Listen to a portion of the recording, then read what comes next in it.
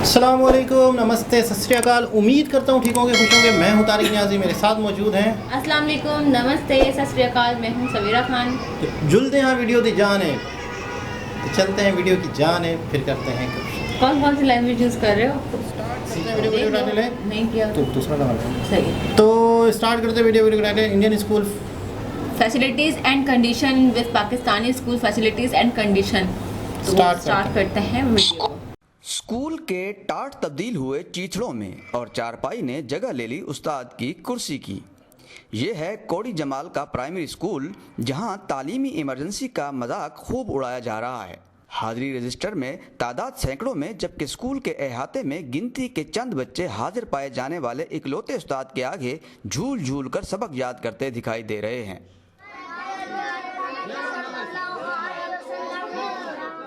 अहले इलाका ने उस्तादों की गैर हाजिरी की मद में हर उस इदारे को दरखास्त अरसाल की कि जहां से दाद रसी का इम्कान था, लेकिन कोड़ी जमाल का प्राइमरी स्कूल कोड़ियों के मोल इस्तेसाल के हाथों बिकता ही चला आ रहा है। हमने उधर फौज को किले पे दरखास्त दिया है, ये देखो हमारा अभी दीवार नहीं है, इसका कम से कम 8 लाख बजट था। हमारे स्कूल के कुर्सी नहीं है, ड्यूटी नहीं करते। महकमा तालीम के अफसरान अपनी पुरानी रविश के मुताबिक तालीमी इमरजेंसी को खड्डे लाइन लगाकर और इसी पुराने निज़ाम के ताफुन को ही ओढ़ना बिछोना बनाकर सिर्फ तनख्वाहें डिकारने को अपनी जिम्मेदारी समझ बैठे हैं कि जिनसे जब मौक़िफ़ लिया जाता है तो इनके पास साबका इंक्वायरियों के हवालों और अनकरीब कार्रवाई के वादों के सिवा कुछ नहीं होता।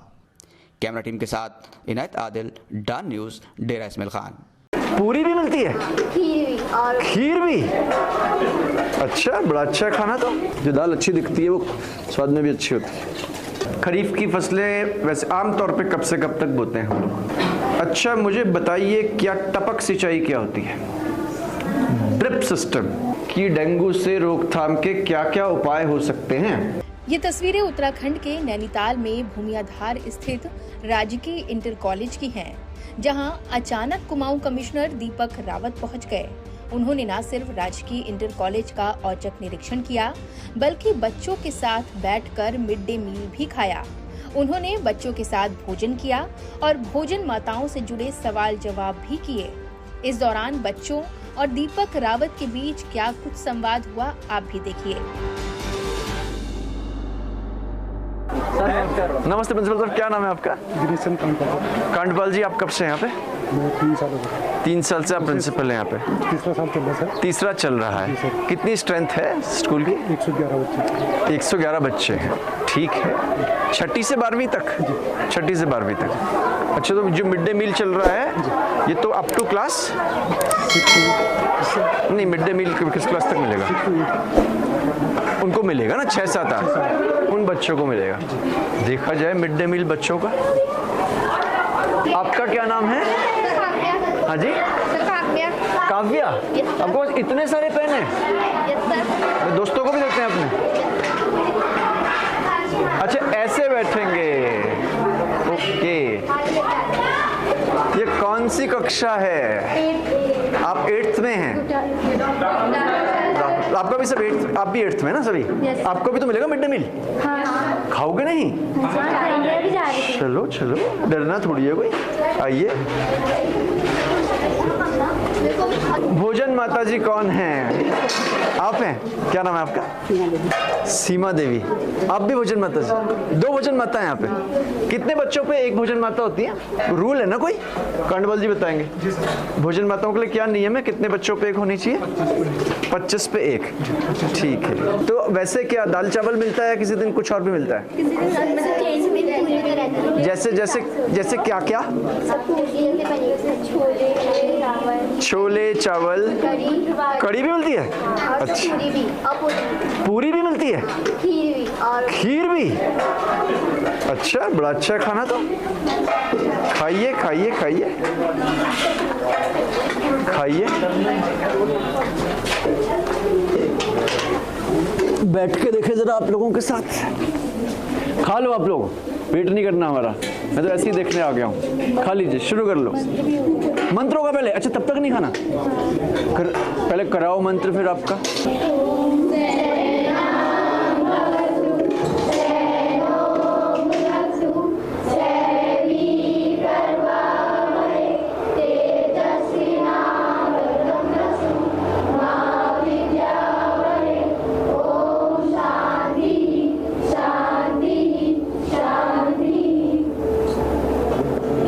लेकिन दाल बहुत अच्छी लग रही है, दिखने में अच्छी लग रही है, इसका मतलब होगी भी अच्छी। जो दाल अच्छी दिखती है वो स्वाद में भी अच्छी होती है। अच्छा, तो आज कितने बच्चे नहीं आए हैं ये बताइए? 10 बच्चे एब्सेंट हैं। मतलब क्लास 8 के या सब मिला के?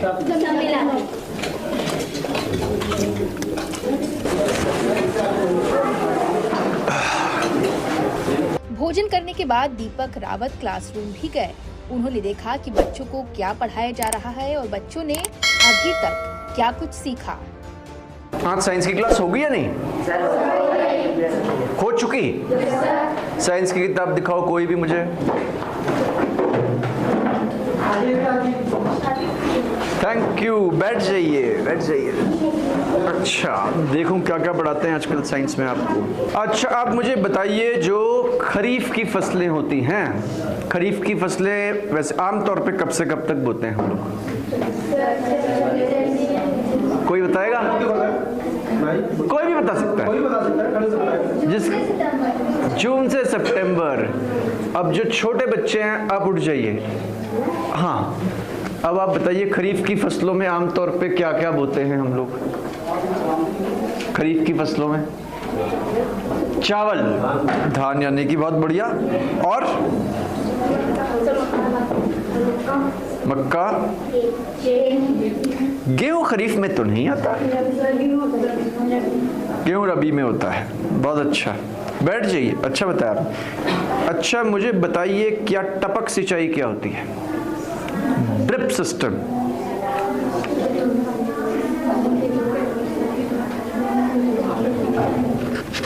और क्या लाभ है इसका?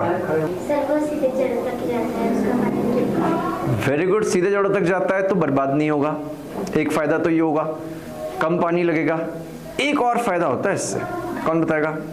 जब हम आमतौर पे सिंचाई करते हैं, मान लीजिए पाइप से जगह जगह पानी डाल देते हैं, तो बहुत सारा जो खरपतवार होता है, जो वीड्स होते हैं, जंगली पेड़ पौधे, उनको भी मिल जाता है ना, तो वो भी बड़े हो जाते हैं। तो फिर ज़मीन के पोषक तत्व वो भी ले लेते हैं टपक में, तो क्योंकि वो उसी पौधे की जड़ में जा रहा है तो बाकी वीड्स नहीं उगते। ये भी फायदा होता है। ये बताया आपको? ये कौन बच्चा है, तो बड़ी अच्छी अंडरलाइन कर रखी है। माइक्रो ऑर्गेनिजम्स और माइक्रोब्स किसको कहते हैं? माइक्रो ऑर्गेनिजम्स बताओ। सूक्ष्म से मतलब छोटे छोटे। कैसे दिखते हैं हमें वो? दिखते नहीं है, हमें पता कैसे फिर की होते हैं। माइक्रोस्कोप की हैंडलिंग आपको सिखाई? माइक्रोस्कोप स्कूल में तो होगा ही ना। तो वो वाली क्लासेस कब होंगी, प्रैक्टिकल वाली? पर क्योंकि ये 12वीं तक है और 12वीं में प्रयोग भी होते होंगे, प्रैक्टिकल्स भी होते होंगे, तो भी कैसे कराते हैं? किसी एक रूम में तो टेम्परेरी लैब करना पड़ेगा। तो लैब के लिए जो पैसा आता है वो आया ही होगा, आया ही होगा। तो माइक्रोस्कोप खरीदा तो होगा, लेके आइए जरा माइक्रोस्कोप कोई। कुछ माइक्रो ऑर्गेनिजम्स के एग्जाम्पल दीजिए मुझे, नाम बताइए उनके जो आपने इसमें पढ़े होंगे। यस, जो दूध से दही बनाते हैं वो भी माइक्रो ऑर्गेनिजम्स होते हैं। सही कहा आपने। ये नहीं बताया आपको अमीबा के बारे में? बताया ना, माइक्रो ऑर्गेनिज्म ही तो है। जो फ्रेंडली माइक्रो ऑर्गेनिजम्स होते हैं, इनका हम किस किस प्रकार से इस्तेमाल करते हैं, क्या क्या बनाते हैं, ये हमारे काम की क्या क्या चीजें बनाते हैं? दही, गुड, और पेस्ट, पेस्ट्री, हाँ मतलब ब्रेड। ठीक, ब्रेड से पेस्ट्री बन गई। अच्छा है, अच्छा सिखाया गया आप लोग को। अच्छा, जब कभी बहुत बीमार हो जाते हैं, कोई बैक्टीरियल इन्फेक्शन हो जाता है हमें, तो डॉक्टर दवाई देते हैं। कौन सी वाली दवाइयाँ दी जाती हैं? एंटीबायोटिक्स। बहुत जानकारी दवाइयों की आपको। ओके, कुछ एंटीबायोटिक्स के नाम बताइए, फिर से बोलिए। एक बच्चा बोले। पेनिसिलिन, ठीक है, इंजेक्शन होता है। जैसे मान लीजिए कोई एक डेंगू से प्रभावित मोहल्ला है हल्द्वानी का, बहुत बड़ा, ठीक है, वहाँ पिछले साल बहुत डेंगू हुआ था, 10-15 लोगों को हो गया था। अब हम चाहते हैं कि वहाँ पे प्रचार प्रसार करें ताकि इस बार कम हो और उनकी जागरूकता करें। तो अभी कोई एक बच्चे को हम आगे बुला लेते हैं, जो मान लीजिए कि वो नगर पालिका का कोई कर्मचारी है, अब वो जागरूकता के लिए जा रहा है, तो वो वहाँ के लोगों से कैसे बात करेगा, ऐसे कौन बताएगा हमें? कोई भी करके बताएगा? अच्छा, मैं और आसान कर देता हूँ, कोई भी आ जाए आगे, कोई भी आ जाए, यहाँ पे आ जाए, यहाँ पे आ जाए। तो जैसे अब आपको बताना है उन लोगों को कि डेंगू से रोकथाम के क्या क्या उपाय हो सकते हैं। बोलना शुरू कर दीजिए। मान लीजिए सब लोग उस मोहल्ले में रहते हैं, बोलिए। कूड़ा कम फैलाए। कूड़ा, अच्छा कूड़ा, और बोलिए। सर पानी इकट्ठा नहीं चाहिए। पानी इकट्ठा नहीं होना चाहिए, यदि इकट्ठा हो गया तो यदि इकट्ठा हो गया, कोई बताएगा यहाँ पे इकट्ठा हो, पहले से इकट्ठा हो, तुम क्या कर सकते हैं? नहीं, अब इकट्ठा मान लीजिए हो गया है, तो उसमें तो मच्छर अंडे दे सकता है, तो हमें क्या करना होगा कि वो अंडे ना दे पाए? क्या डाल सकते हैं पानी में? दवाइयाँ तो डाल ही सकते हैं, कई बार नहीं हो पाता है तो हम लोग उसमें केरोसिन भी डलवा देते हैं, ऊपर एक फिल्म बन जाती है, तो फिर मच्छर अंडे नहीं दे पाता है। निकासी भी करवा सकते हैं। पुराने टायरों के अंदर मिल जाते हैं, जो पड़े रहते हैं, लावारिस टायर आपने देखे होंगे ना, किसी का भी नहीं होता, पड़ा रहता है। और अभी एक जगह जहाँ पे बहुत पूजा पाठ होती है, तो बहुत सारे नारियल के जो छिलके पड़े होते हैं, उनके अंदर भी बहुत सारे डेंगू मिले थे, तो ये सब हमने नष्ट करवाए थे। Thank you, thank you, thank you बेटा, थैंक यू। पढ़ाइए आप, क्या बता दें कि इससे पहले भी दीपक रावत कई गांवों और स्कूलों का औचक निरीक्षण कर चुके हैं। हालांकि राजकीय इंटर कॉलेज की छात्राएं दीपक रावत से मिलकर बेहद खुश नजर आईं। छात्राओं और कुमाऊं कमिश्नर के बीच हुआ ये संवाद आपको कैसा लगा, कमेंट कर जरूर बताएं और देखते रहिए गांव जंक्शन। जी जनाब, ये था कंपैरिजन पाकिस्तानी स्कूल्स का और इंडियन स्कूल्स का। तो सबसे पहले तो मैं ये कहूँगा कि ये वीडियो हमने देखी थी बाद वाली, जिसमें वो प्रॉपर दीपक रावत जी जो हैं वो स्कूल का विजिट करते हैं, खाना भी खाते हैं। तो बड़ी हमें हैरत हुई थी कि खाना भी खिलाया जाता है, डिसिप्लिन से खिलाया जा रहा है, पहले प्रे की जा रही है, दुआ मांगी जा रही है। मतलब किस तरह अब बंदा थोड़ी देर के लिए तस्वुर करें, ये बच्चियों का था मेरे ख्याल में टोटली, यहाँ से निकलने के बाद वो माशरे का कितना खूबसूरत चेहरा बनेंगे, मतलब तस्वुर करें। ये तो है। और दूसरी तरफ आपने पाकिस्तान का देखा था कि स्कूल की ऐसी बुरी हालत, ये मैं आपको बिल्कुल सच बताऊं, सरकारी स्कूलों का इतना बुरा हाल है, इतना बुरा हाल है, वहाँ पे कोई भी नहीं है ना। ये तो पता नहीं कौन से स्कूल में चंद बच्चे आगे थे, शायद इनको पता चल गया होगा, मीडिया वाले आ रहे हैं तो गाँव मोहल्ले के बच्चों को पकड़ के डाल दिया होगा। मैं आपको सच बता रहा हूँ, ना बच्चे हैं, ना उस्ताद है, दीवारें हैं, बजट है, हर महीने बजट आता होगा, हर महीने तनख्वाहें आती होंगी, ऐसा ही है। और भैंसें कई स्कूलों में बंधी हुई हैं, आसपास के चौधरियों वधरियों ने अपनी भैंसें बांधी हैं, गधे बांधे हुए हैं। इतना बुरा हाल है, इतना बुरा हाल है कि बता नहीं सकते। और स्कूल के नाम पे लूटा जाता है। बिल्कुल ऐसे ही इन फ्यूचर, जैसे मिसाल के तौर पर यही हमारे मुल्क का सरमाया होता है। मतलब मैं कभी कभी तो सोचता हूँ क्या हम लोग एक बोझ पैदा कर रहे हैं, मतलब इस धरती पे हम लोग अपने देखिए, आपके पास कोई चीज़ है, आपके पास कुछ है, तो आप उससे कुछ काम लेना चाहोगे ना, आप उसको करामत बनाना चाहोगे। आप कहोगे यार मैं इससे क्या काम ले सकता हूँ, मैं इससे क्या काम ले सकता हूँ। आपके पास आपके ऑफिस में आपको 4 लोग आ जाएं, तो आपको कहें कि यार हम यहीं हैं, बस जो करना है करो, तो आप कहोगे यार अच्छा मैं इसको ये सिखा दूँ, इससे ये करवा लूँ, अच्छा ये किसका, मतलब हमारी पूरी आबादी क्या कर सकती है। मतलब हम ना इसको स्कूल पढ़ा रहे हैं, ना उनको तालीम दे रहे हैं, ना उनको कुछ सिखा रहे हैं। मतलब हर कोई वो अगर खाएंगे तो खाने के बाद तो उन्होंने बोझ ही बनना है ना, इस दुनिया पे भी, अपने माँ बाप पे भी, अपने गांव पे भी, अपने शहर पे भी, अपने मुल्क पे भी। ऐसा है। तो हम इन गोश्त के लोथड़ों को, इस इंसानों को, जानदारों को किसी काम के काबिल क्यों नहीं बना रहे। मतलब हमें ये क्यों अक्ल नहीं आ रही कि यार इंसान की जो क्वांटिटी है ये ताकत है आपके मुल्क की। बिल्कुल। आपको पता है आपकी पॉपुलेशन आपकी ताकत है। उस ताकत को आप सही तरफ से फोर्स लगाओ, उसको सही तरह से जोर लगाओ, कहाँ लगाना है, वरना तो वो आपका जो जोर लग रहा है, चंद लोग आपकी ज़िंदगी में आपके मुल्क में कोई काम करने वाले हैं, वो उनको भी पाल रहे हैं, वो उनके लिए भी वो बोझ बन रहे हैं, मुल्क पे भी बोझ बन रहे हैं। तो पता नहीं क्यों हम अपने लोगों को कारामद क्यों नहीं बनाते, पता नहीं क्यों हम अपने लोगों को बेहतर क्यों नहीं बनाते।